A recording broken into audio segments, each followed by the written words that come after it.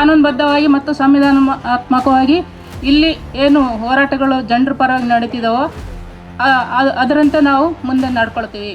ನಾವು ಪರಿವರ್ತನೆಯಾಗಿ ಬಂದಿದ್ದೀವಿ.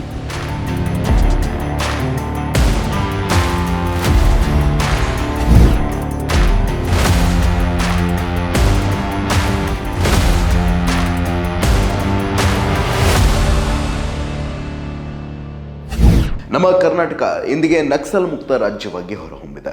ಹೌದು, ದಶಕಗಳಿಂದ ನಕ್ಸಲ್ ಚಳವಳಿಯಲ್ಲಿ ತೊಡಗಿಸಿಕೊಂಡಿದ್ದಂತಹ ಮುಂಡಗಾರು ಲತಾ, ವನಜಾಕ್ಷಿ, ಕುತ್ಲೂರು ಸುಂದರಿ, ಮಾರಪ್ಪ ಅರೋಲಿ, ಕೇರಳದ ಜೀಶಾ ಮತ್ತು ತಮಿಳುನಾಡಿನ ವಸಂತ್ ತಮ್ಮ ಸಶಸ್ತ್ರ ಹೋರಾಟವನ್ನು ಕೈಬಿಟ್ಟು ಸಿಎಂ ಸಿದ್ದರಾಮಯ್ಯ ಅವರ ಸಮ್ಮುಖದಲ್ಲೇ ಸಮಾಜದ ಮುಖ್ಯವಾಹಿನಿಗೆ ಕಾಲಿಟ್ಟಿದ್ದಾರೆ. ಈ 6 ಜನರಿಗೆ ಸಂವಿಧಾನದ ಕಿರುಹೊತ್ತಿಗೆಯನ್ನ ಮತ್ತು ಪ್ರೀತಿಯ ಸಂಕೇತವಾದ ಗುಲಾಬಿ ಹೂಗಳನ್ನು ನೀಡಿ ಸ್ವತಃ ಮುಖ್ಯಮಂತ್ರಿಗಳೇ ಮುಖ್ಯವಾಹಿನಿಗೆ ಬರಮಾಡಿಕೊಂಡಿದ್ದಾರೆ. ಕಾಡಂಚಿನ ಜನರ ಹಕ್ಕಿಗಾಗಿ ಸಶಸ್ತ್ರ ಹೋರಾಟದ ಮಾರ್ಗವನ್ನ ಹಿಡಿದಿದ್ದಂತಹ ಇವರನ್ನ ಮತ್ತೆ ಸಮಾಜದ ಕಡೆಗೆ ತರುವಂತಹ ಪ್ರಯತ್ನ ಹೇಗಿತ್ತು, ಈ ವಿಚಾರದಲ್ಲಿ ಸರ್ಕಾರದ ನಿಲುವುಗಳು ಏನಾಗಿತ್ತು, ಈ 6 ಜನರ ಬೇಡಿಕೆಗಳು ಏನಾಗಿದ್ವು ಎಂಬ ಕುತೂಹಲಕಾರಿ ಅಂಶಗಳ ಬಗ್ಗೆ ಈ ಪ್ರಕ್ರಿಯೆಯಲ್ಲಿ ಪ್ರಮುಖ ಪಾತ್ರವನ್ನ ವಹಿಸಿದಂತಹ ಬಂಜಗೆರೆ ಜಯಪ್ರಕಾಶ್, KL ಅಶೋಕ್, KP ಶ್ರೀಪಾಲ್ ಮುಂತಾದ ನಕ್ಸಲ್ ಶರಣಾಗತಿ ಸಮಿತಿಯ ಸದಸ್ಯರು ನಮ್ಮ ಸಂಪಾದಕ ತಂಡದೊಂದಿಗೆ ಮಾತನಾಡಿದ್ದಾರೆ. ಈ ಐತಿಹಾಸಿಕ ಬೆಳವಣಿಗೆಯ ಒಳನೋಟಗಳನ್ನೊಮ್ಮೆ ನೋಡೋಣ ಬನ್ನಿ. ಅದೇ ಎಲ್ಲ ಮಾಧ್ಯಮದ ಮುಂದೆ ಒಂದು ಮಾತು ಹೇಳಬೇಕು ಅಂತ ಹೇಳಿದ್ರೆ, ನಮಗೆ ಮುಖ್ಯವಾಹಿನಿಗೆ ಬರೋದಕ್ಕೆ ಮಾನ್ಯ ಮುಖ್ಯಮಂತ್ರಿಯವರು ತುಂಬ ಗೌರವದಿಂದ ಮತ್ತು ಭಾಳ ಪೂರ್ವಕವಾಗಿ ನಮ್ಮನ್ನು ಗೌರವಿಸಿದ್ದಾರೆ. ನಾವು ಕೂಡ ಅವ್ರಿಗೆ ಅಭಿನಂದನೆಗಳನ್ನು ಹೇಳ್ತೀವಿ ಮತ್ತು ಧನ್ಯವಾದಗಳನ್ನು ಹೇಳ್ತಾ, ಆಮೇಲೆ ನಾವಿಟ್ಟಿರುವಂಥ ಡಿಮ್ಯಾಂಡ್ಗಳನ್ನು ನಾವು ಕೊಟ್ಟಿದ್ದೀವಿ. ಕಾನೂನುಬದ್ಧವಾಗಿ ಮತ್ತು ಸಂವಿಧಾನಾತ್ಮಕವಾಗಿ ಇಲ್ಲಿ ಏನು ಹೋರಾಟಗಳು ಜನರ ಪರವಾಗಿ ನಡೀತಿದ್ದಾವೋ ಅದರಂತೆ ನಾವು ಮುಂದೆ ನಡ್ಕೊಳ್ತೀವಿ. ನಾವು ಪರಿವರ್ತನೆಯಾಗಿ ಬಂದಿದ್ದೀವಿ. ನಕ್ಸಲಿಸಮ್ ಅನ್ನೋದು ನಾವು ನಿಮ್ಮ ಮುಂದೆ ಹೇಳೋಕ್ಕೆ ಇಷ್ಟಪಡ್ತೀವಿ. ಇವತ್ತು 6 ಜನರು ಕೂಡ ಅವರ ಹೋರಾಟದ ಹಾದಿಯನ್ನು ಬಿಟ್ಟು ಪರಿವರ್ತನೆಗೊಂಡು ಇವತ್ತು ಮುಖ್ಯವಾಹಿನಿಗೆ ಬರಲಿಕ್ಕೆ ತೀರ್ಮಾನ ಮಾಡಿ ಇವತ್ತು ನನ್ನ ಮುಂದೆ, ಉಪಮುಖ್ಯಮಂತ್ರಿಗಳ ಮುಂದೆ, ಇವರೆಲ್ಲರ ಮುಂದೆ ಮತ್ತೆ ನಿಮ್ಮ ಮುಂದೆ ಶರಣಾಗಿದ್ದಾರೆ. ಕೆಲವು ದಿನಗಳ ಹಿಂದೆ ನನ್ನನ್ನು ನಾಗರಿಕ ಸಮಿತಿಯವರು ಮತ್ತೆ ಪುನರ್ವಸತಿ ಸಮಿತಿಯವರು ಭೇಟಿಯಾಗಿದ್ದರು. ಅವರು ಹೇಳಿದ್ರು, 6 ಜನ ನಕ್ಸಲರು ಶರಣಾಗಲಿಕ್ಕೆ ತೀರ್ಮಾನ ಮಾಡಿದ್ದಾರೆ, ನೀವು ಅವರನ್ನ ಸರ್ಕಾರದ ವತಿಯಿಂದ ಅವರಿಗೆ ಆಹ್ವಾನ ಮಾಡಬೇಕು ಅಂತ ಹೇಳಿದರು. ಹಾಗಾಗಿ ನಾನು ಒಂದು ಪತ್ರಿಕಾ ಹೇಳಿಕೆಯನ್ನು ಕೊಟ್ಟೆ. ಆ ಪತ್ರಿಕೆ ಹೇಳಿಕೆಯಲ್ಲಿ ಅವರು ಶರಣಾದರೆ ಕಾನೂನಿನ ಚೌಕಟ್ಟಿನಲ್ಲಿ ಅವ್ರಿಗೆ ಏನೇನು ಸಹಾಯ ಮಾಡಲಿಕ್ಕೆ ಸಾಧ್ಯ ಆಗ್ತದೆ. ಯಾಕಂದರೆ ನಕ್ಸಲರು ಶರಣಾದರೆ ಒಂದು ಯೋಜನೆ ಇದೆ. ಆ ಯೋಜನೆ ಪ್ರಕಾರ ಅವ್ರಿಗೆ ಅವರು ಯಾವ್ಯಾವ ಕೆಟಗರಿನಲ್ಲಿ ಇರ್ತಾರೆ, ಆ ಕೆಟಗರಿ ಆಧಾರದ ಮೇಲೆ ನಾವು ಪರಿಹಾರವನ್ನು ಕೊಡ್ತೇವೆ. ಮತ್ತೆ ಕಾಡಿನಿಂದ ಜೈಲಿಗೆ, ಜೈಲಿನಿಂದ ನಾಡಿಗೆ ಬರಲಿಕ್ಕೆ ಸರ್ಕಾರ ಎಲ್ಲ ಪ್ರಯತ್ನಗಳನ್ನು ಕೂಡ ಮಾಡ್ತದೆ, ಎಲ್ಲ ರೀತಿಯ ಸಹಕಾರವನ್ನು ಸರ್ಕಾರ ಕೊಡ್ತದೆ ಅಂತಕ್ಕಂಥ ಮಾತುಗಳನ್ನು ಅವರಿಗೆ ಹೇಳಿದ್ದೇವೆ. ಅವರು ಈ ಶಸ್ತ್ರಾಸ್ತ್ರಗಳ ಮೂಲಕ ಅನ್ಯಾಯ, ದೌರ್ಜನ್ಯ, ಶೋಷಣೆ ಇದರ ವಿರುದ್ಧ ಹೋರಾಟ ಏನು ಮಾಡ್ತಾ ಇದ್ರು, ಆ ಹೋರಾಟದ ಮೂಲಕ ನ್ಯಾಯ ಪಡ್ಕೊಳ್ಳಲಿಕ್ಕೆ ಸಾಧ್ಯ ಆಗಲ್ಲ, ವ್ಯವಸ್ಥೆಯನ್ನು ಬದಲಾವಣೆ ಮಾಡಲಿಕ್ಕೆ ಸಾಧ್ಯ ಆಗಲ್ಲ. ಇವತ್ತು ನಮ್ಮ ಸಂವಿಧಾನದಲ್ಲೇ ಅವಕಾಶ ಇದೆ, ನ್ಯಾಯಯುತವಾದಂಥ ರೀತಿಯಲ್ಲಿ, ಶಾಂತಿಯುತವಾದಂಥ ರೀತಿಯಲ್ಲಿ ಪ್ರತಿಭಟನೆ ಮಾಡಲಿಕ್ಕೆ, ಅನ್ಯಾಯದ ವಿರುದ್ಧ ಕೇಳಲಿಕ್ಕೆ, ಅನ್ಯಾಯದ ವಿರುದ್ಧ ಪ್ರತಿಭಟಿಸಲಿಕ್ಕೆ ಅವಕಾಶ ಇದೆ ಅಂತ ಎಲ್ಲ ಹೇಳಿ ಅವರು ಮುಖ್ಯವಾಹಿನಿಗೆ ಬರಲಿಕ್ಕೆ ಬಹಳ ಪ್ರಯತ್ನ ಎಲ್ಲ ಮಾಡಿದ ಮೇಲೆ ಅವ್ರೀಗ ಒಪ್ಕೊಂಡು ಮುಖ್ಯವಾಹಿನಿಗೆ ಬರಲಿಕ್ಕೆ ತಯಾರಾಗಿದ್ದಾರೆ. ಒಟ್ಟಾರೆಯಾಗಿ ನಮ್ಮ ಸರ್ಕಾರ ಕರ್ನಾಟಕವನ್ನು ನಕ್ಸಲ್ ಮುಕ್ತ ಕರ್ನಾಟಕವನ್ನಾಗಿ ಮಾಡಬೇಕು ಅಂತಕ್ಕಂಥದ್ದು ನಮ್ಮ ಉದ್ದೇಶ. ಇದೊಂದು ಬಹಳ ಮಹತ್ವವಾಗಿರುವಂತಹ ಬೆಳವಣಿಗೆ ಕರ್ನಾಟಕದ ಮಟ್ಟಕ್ಕೆ ನಾವು ಹೇಳಬೇಕು ಅಂತ ಹೇಳಿದ್ವಿ. ಏನು ಸಿದ್ದರಾಮಯ್ಯನವರ ನೇತೃತ್ವದ ಸರ್ಕಾರ ಒಂದು ಸಕಾರಾತ್ಮಕ ನಿಲುವನ್ನು ತಳೆದು ಒಂದು ಏನು ಪುನರ್ವಸತಿ ಪ್ಯಾಕೇಜನ್ನು ಘೋಷಿಸ್ತು ಮತ್ತು ನಾವು ನಿಮ್ಮ ಹೋರಾಟವನ್ನು ಪರಿಗಣಿಸಿದ್ದೀವಿ ಮತ್ತು ನೀವು ಮಾರ್ಗವನ್ನು ಬದಲಾಯಿಸಿ ಹೋರಾಟವನ್ನು ಮುನ್ನಡೆಸೋದಾದರೆ ನಿಮ್ಮನ್ನು ಘನತೆಯಿಂದ ನಡೆಸಿಕೊಳ್ತೀವಿ, ನಿಮಗೆ ಕಾರಣ ಕಿರುಕುಳವನ್ನು ಕೊಡೋದಿಲ್ಲ ಅಂತ ಏನು ನಿಲುವನ್ನು ಅವರು ಪ್ರಕಟಿಸಿದ್ರು, ಅದರ ಆಧಾರದಲ್ಲಿ ಅವರು ತಮ್ಮ ಮನ ಪರಿವರ್ತನೆ ಮಾಡ್ಕೊಂಡು ಇವತ್ತು ಬಂದಿದ್ದಾರೆ ಮುಖ್ಯವಾಹಿನಿಗೆ. ಅವ್ರ ಮುಖ್ಯವಾಗಿರುವ ಬೇಡಿಕೆ ಏನು ಅಂತ ಹೇಳಿದರೆ ಅವರ ಮೇಲಿನ ಕಾನೂನು ಪ್ರಕರಣಗಳನ್ನು ತ್ವರಿತವಾಗಿ ಇತ್ಯರ್ಥ ಮಾಡಿಕೊಡಬೇಕು, ಅದು ಒಂದು.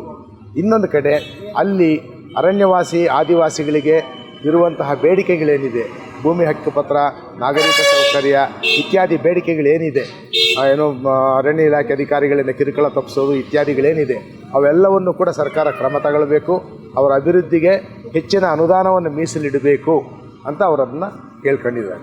ನೋಡಿ, ಸುನೀಲ್ ಕುಮಾರ್ ಅವರಿಗೆ ಈ ಸಮಸ್ಯೆಯ ಆಳಾಗಲುಗಳು ಗೊತ್ತಿಲ್ಲ. ಹೋರಾಟದ ಕಿಡಿ ಹತ್ತಿದೆ ಅಂತ ಆದರೆ ಅದು ನಾಳೆ ಕಾಡ್ಗಿಚ್ಚು ಆಗಬಹುದು ಅನ್ನುವ ಸಾಧ್ಯತೆ ಯಾವತ್ತೂ ಇರುತ್ತೆ. ಮತ್ತು ಸಶಸ್ತ್ರ ಹೋರಾಟದ ಯಾವುದೇ ತಂಡಗಳು ನಮ್ಮಲ್ಲಿ ಅಸ್ತಿತ್ವದಲ್ಲಿ ಇದ್ದವು ಅಂತ ಹೇಳಿದರೆ ಅದರಿಂದ ಕಾನೂನು ಸುವ್ಯವಸ್ಥೆಗೆ ಧಕ್ಕೆ ಆಗುತ್ತೆ, ನಾಗರಿಕ ಶಾಂತಿಗೆ ಭಂಗ ಬರುತ್ತೆ ಮತ್ತು ವಿನಾಕಾರಣ ಪೊಲೀಸ್ ಪಡೆಗಳ ಮೇಲೆ ಸರ್ಕಾರ ಮಾಡಬೇಕಾಗಿರೋ ಖರ್ಚು ಭಾಳ ಜಾಸ್ತಿ ಆಗುತ್ತೆ. ಆದರೆ ಇಂಥ ಸನ್ನಿವೇಶದಲ್ಲಿ ಅವರು ಮುಖ್ಯವಾಹಿನಿ ಕರೆತಂದರೆ ಅರ್ಬನ್ ನಕ್ಸಲರನ್ನು ಮಾಡೋದಂತಲ್ಲ, ಅವರು ತಮ್ಮ ನ್ಯಾಯಯುತವಾದ ಬೇಡಿಕೆಗಳಿಗೆ ಸಂವಿಧಾನಬದ್ಧವಾದ ಹೋರಾಟಗಳನ್ನು ಅವರು ಮಾಡ್ತಾರೆ. ಅದಕ್ಕೋಸ್ಕರ ಸರ್ಕಾರ ಏನು ಅಡ್ಡ ಮಾಡೋದಿಲ್ಲ ಅಂತ ಮಾತ್ರ ಹೇಳಿದೆ. ಅದರಲ್ಲಿ ಏನು ಅಪರಾಧ ಏನೂ ಇಲ್ಲ. ಯಾಕಂದರೆ ಸಂವಿಧಾನದತ್ತವಾಗಿ ಹೋರಾಟವನ್ನು ಮಾಡೋದಕ್ಕೆ ನಮಗೆ ಯಾವತ್ತೂ ಕೂಡ ಅವಕಾಶ ಇದೆ, ಅದಕ್ಕೆ ಅವಕಾಶ ಮಾಡಿಕೊಡ್ತೀವಿ ಅಂತ ಹೇಳಿದ್ದಾರೆ. ಆದರೆ ಕಾನೂನನ್ನು ಕೈಗೆ ತೆಗೆದುಕೊಳ್ಳುವಂತಿಲ್ಲ ಅನ್ನೋ ಎಚ್ಚರಿಕೆಯನ್ನು ಕೂಡ ಮುಖ್ಯಮಂತ್ರಿಗಳು ಹೇಳಿದ್ದಾರೆ. ಕರ್ನಾಟಕದಲ್ಲಿ ಭೂಗತರಾಗಿದ್ದುಕೊಂಡು ಸಶಸ್ತ್ರ ಹೋರಾಟ ಮಾಡುವ ಮಾವೋವಾದಿ ನಕ್ಸಲೀಯ ಹೋರಾಟಗಾರರ ಮುಖ್ಯವಾಹಿನಿ ತರುವಂಥ ಪ್ರಯತ್ನ ಇವತ್ತು ಅಂತಿಮ ಹಂತಕ್ಕೆ ಬಂದಿದೆ. ಈ ಅಂತಿಮ ಹಂತಕ್ಕೆ ಬಂದಿರೋ ಹಿನ್ನೆಲೆಯಲ್ಲಿ ಇವತ್ತು 6 ಜನ ನಕ್ಸಲೀಯ ಹೋರಾಟಗಾರರು ಮುಖ್ಯ ಹಂತಕ್ಕೆ ಇದಕ್ಕೆ ಬಂದ ನಂತರದಲ್ಲಿ ಆ ಕಾನೂನು ಪ್ರಕ್ರಿಯೆಯನ್ನು ತ್ವರಿತಗೊಳಿಸಬೇಕು ಅನ್ನೋದಿದೆ. ಅದಲ್ಲದೆ ನಾವು ಕರ್ನಾಟಕದ ಮುಖ್ಯಮಂತ್ರಿಗಳಿರ್ಬೋದು, ಆನಂತರ ಇಲ್ಲಿನ ರಾಜ್ಯ ಸರ್ಕಾರ ಜೊತೆಗೆ ನಿರಂತರವಾದಂಥ ನಿಕಟವಾದಂಥ ಒಡನಾಟವನ್ನು ಇಟ್ಟುಕೊಂಡು ಈ ಪ್ರಕ್ರಿಯೆಯನ್ನು ಶುರು ಮಾಡೋದು. ನಕ್ಸಲೀಯ ಹೋರಾಟಗಾರರನ್ನು ಕೂಡ ಬಹಳ ಮನವೊಲಿಸುವಂಥ ಕೆಲಸವನ್ನು ಮಾಡಲಾಯಿತು. ಮನವರಿಕೆ ತಂದ್ರೆ ಆದ ನಂತರದಲ್ಲಿ ಅವರು ಮುಖ್ಯ ಬೇಡಿಕೆಗಳು ಇಟ್ಕೊಂಡು ಕರ್ನಾಟಕದಲ್ಲಿ ಅವರು ನಾವು ಮುಖ್ಯವಾಹಿನಿಗೆ ಬರ್ತೀವಿ ಅಂತ ಹೇಳಿದ್ರು. ಅದನ್ನು ಮುಖ್ಯಮಂತ್ರಿಗಳ ಗಮನಕ್ಕೆ ತಂದ್ವಿ, ರಾಜ್ಯ ಸರ್ಕಾರ ಗಮನಕ್ಕೆ ತಂದ್ವಿ, ಪೊಲೀಸ್ ಅಧಿಕಾರಿಗಳ ಗಮನಕ್ಕೆ ತಂದ್ವಿ. ಗಮನಕ್ಕೆ ತಂದ ನಂತರದಲ್ಲಿ ನಾವು ಮುಖ್ಯವಾಹಿನಿ ಕರೆತರೋ ಪ್ರಯತ್ನವನ್ನು ಮಾಡಿದ್ವಿ. ಇದಕ್ಕೆ ನಾನೇ ತಾಂತ್ರಿಕ ಅಡಚಣೆಗಳೆಲ್ಲ ಇತ್ತು. ಆದರೂ ಕೂಡ ಆ ತಾಂತ್ರಿಕ ಅಡಚಣೆಗಳನ್ನು ಮೀರಿ ಇವತ್ತು ಮುಖ್ಯವಾಹಿನಿಗೆ ಬಂದಿದ್ದಾರೆ. ಆದಷ್ಟು ಅವ್ರ ಕೇಸುಗಳನ್ನು ಇತ್ಯರ್ಥ ಆಗಬೇಕು, ಅದಕ್ಕೆ ಬೇಕಾದಂಥ ಕಾನೂನು ಪ್ರಕ್ರಿಯೆಯನ್ನು ತ್ವರಿತಗೊಳಿಸಬೇಕು. ಅವರು ಯಾವ ಡಿಮ್ಯಾಂಡ್ಗಳನ್ನು ಇಟ್ಟಿದ್ದಾರೆ ಆ ಡಿಮ್ಯಾಂಡ್ಗಳು ಅವ್ರದ್ದು ಡಿಮ್ಯಾಂಡ್ ಅಲ್ಲ. ಈ ಸಮಾಜದ ಕೆಳಸ್ತರದ ಶೋಷಿತ ಸಮುದಾಯದ ದಲಿತ ಶೂದ್ರ ಅಲ್ಪಸಂಖ್ಯಾತರ ಇದು 18 ಡಿಮ್ಯಾಂಡ್ಗಳು ಕೂಡ ಅವರು ಯಾವುದು ಅವ್ರ ಡಿಮ್ಯಾಂಡ್ ಇಟ್ಕೊಂಡಿಲ್ಲ. ಕ್ಲಾರಿಫಿಕೇಷನ್ ಕೇಳಿದರೆ ಹೊರತು ಇದೊಂದು ಮಹಾನ್ ಒಂದು ರೀತಿಯ ಧ್ಯೇಯದತ್ವಾದಂಥ ಅವರ ಬೇಡಿಕೆಗಳು. ಮಾರ್ಗ ಸರಿ ಇಲ್ಲದಿರ್ಬೋದು, ಆದರೆ ಅವರು ಇಟ್ಟಿರೋ ಬೇಡಿಕೆಗಳು ಸರಿಯಾಗಿದೆ. ಒಂದು BJPಯ ಸಿದ್ಧಾಂತಕ್ಕೂ ಸುನೀಲ್ ಕುಮಾರ್ ಮತ್ತು BJP ಇತರ ನಾಯಕರು ಅನುಸರ್ತಕ್ಕಂಥ ಸಿದ್ಧಾಂತಕ್ಕೂ ಒಂದು ಚಳುವಳಿಯಾಗಿ ಮಾವೋವಾದಿ ಚಳುವಳಿಯ ಸದಸ್ಯರಾಗಿ 6 ಜನ ಬಂದಿದ್ದಾರೆ. ಇವರ ಸೈದ್ಧಾಂತಿಕ ಇದಕ್ಕೂ ಭಾಳಷ್ಟು ಭಿನ್ನಾಭಿಪ್ರಾಯಗಳಿದೆ. ಮತ್ತು ಇದು BJPಯ ದೃಷ್ಟಿಯಲ್ಲಿ ನಕ್ಸಲೀಯರು ಅಂದರೆ ಅವರ ದೃಷ್ಟಿಕೋನವೇ ಬೇರೆ ಇದೆ. ಆದರೆ ನಕ್ಸಲ್ ಚಳುವಳಿ ಅಂದರೆ ಅವರು ಹಿಡಿದಿರ್ತಕ್ಕಂಥ ಮಾರ್ಗ ಮಾತ್ರ ಸರಿ ಇಲ್ಲ, ಬಂದೂಕಿನ ಮಾರ್ಗ ಅಂದ್ಬಿಟ್ರೆ ಅವರ ಆಶಯಗಳು ಹೋರಾಟಗಳು ಅದು ಜನಪರವಾಗಿದೆ.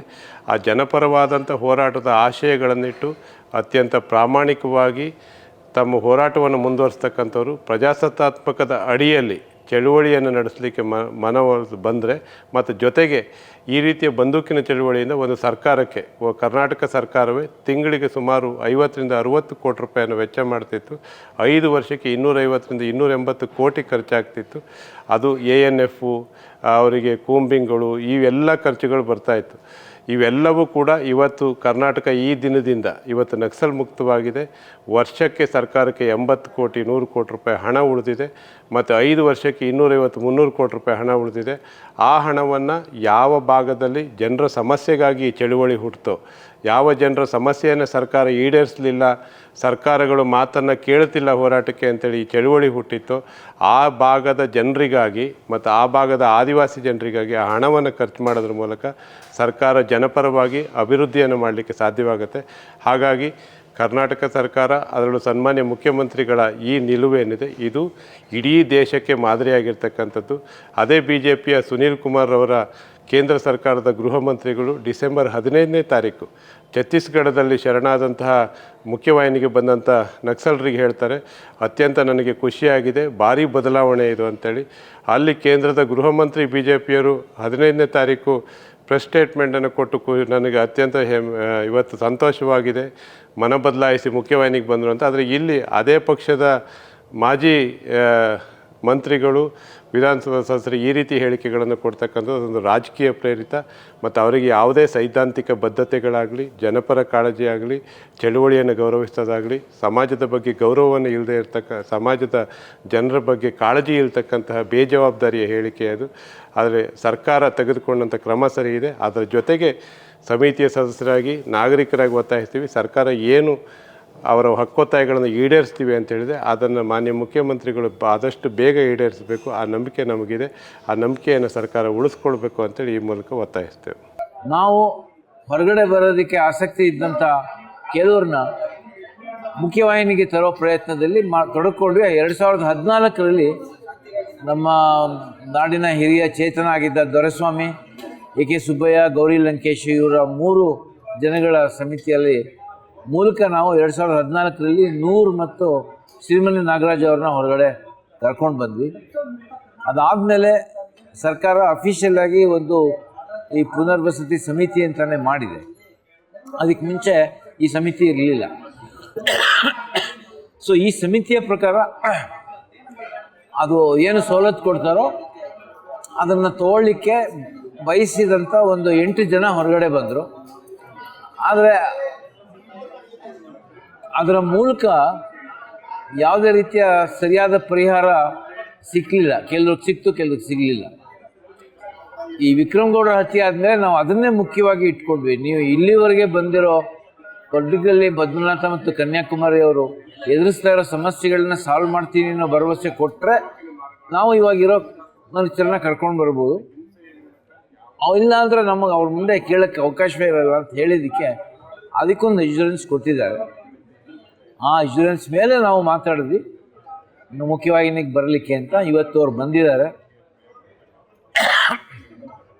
ಒಂದು ರೀತಿಯಲ್ಲಿ 2014ರಲ್ಲಿ ಮುಖ್ಯವಾಹಿನಿಗೆ ಕರ್ಕೊಂಡು ಬರುವ ಒಂದು ಪ್ರಕ್ರಿಯೆ ಏನು ಪ್ರಾರಂಭ ಆಯಿತೋ ಅದು 2025ರ ಇವತ್ತು ಒಂದು ಮುಕ್ತಾಯದ ಹಂತಕ್ಕೆ ಬಂದಿದೆ ಅಂತ ನಾವು ಅನ್ಕೋತೀವಿ. ಮುಖ್ಯಮಂತ್ರಿಗಳು ಹೇಳ್ದಂಗೆ ನಕ್ಸಲ್ ಹೋರಾಟದ ಮುಕ್ತಾಯ ಇಲ್ಲಿಗೆ ಬಂದರೆ ANFನ ಕೂಡ ವಿಡ್ರಾ ಮಾಡ್ತೀವಿ ಅಂತ ಹೇಳಿದ್ದಾರೆ. ಅಲ್ಲಿಗೆ ಕರ್ನಾಟಕ ಶಾಂತಿಯುತವಾಗಿರುತ್ತೆ ಅಂತ ನಾವು ಬಯಸ್ತೀವಿ.